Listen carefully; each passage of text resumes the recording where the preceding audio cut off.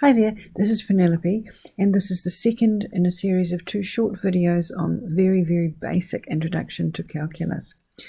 Like so much of maths, to everything there's an opposite or an inverse, and integration,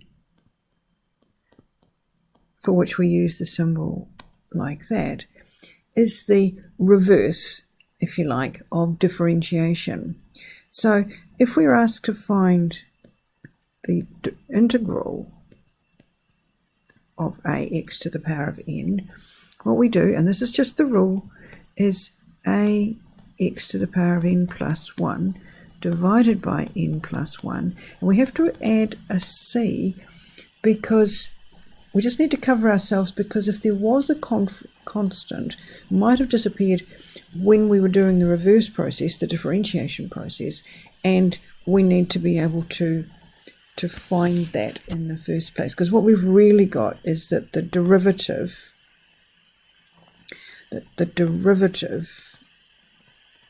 is equal to ax to the power of n. Now you need to have this dx because that tells us which variable we're talking about.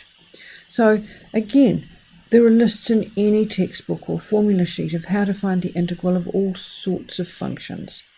We use integration for lots and lots of applications in engineering, including finding the area underneath a curve between a couple of points, finding the volume of some irregular shape, finding a mean, finding a root mean square, and so on.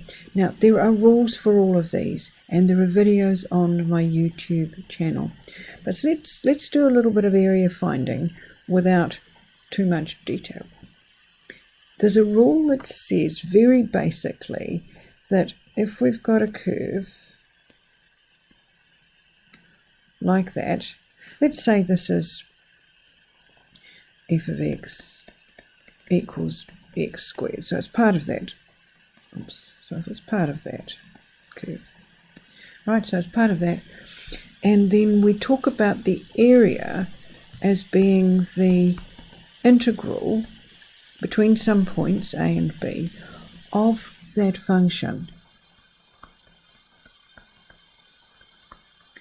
So in this case, let's find the area between some point here a and some point here b.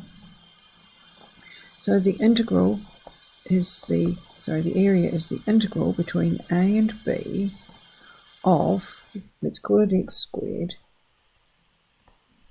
So first we have to integrate x squared, and using this rule up here, or textbook list or something like that, we would find that the integral is x cubed over 3 plus c. Now put it in square brackets, and we talk about a and b as the limit, and all we do is we substitute in first up b,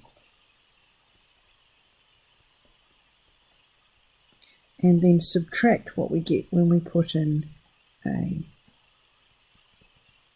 And you'll notice if you do that, the c actually disappears. And it will when you're putting in limits like that. If we have a simple case, say using a graph to find the area between 0 and 2 of not a curve, well it is a curve, but it's a straight curve, dx, 2x with respect to x. So what we're doing is we're finding the area under that curve. Draw a picture, see what's going on. Y equals 2x is about like that. You're asked to find the area between 0 and 2. So that's this bit here. Now we don't actually have to do any calculus for this. We do need to know this number here, but when x is 2, y is 4. So if this is y equals 2x, it's not writing very well,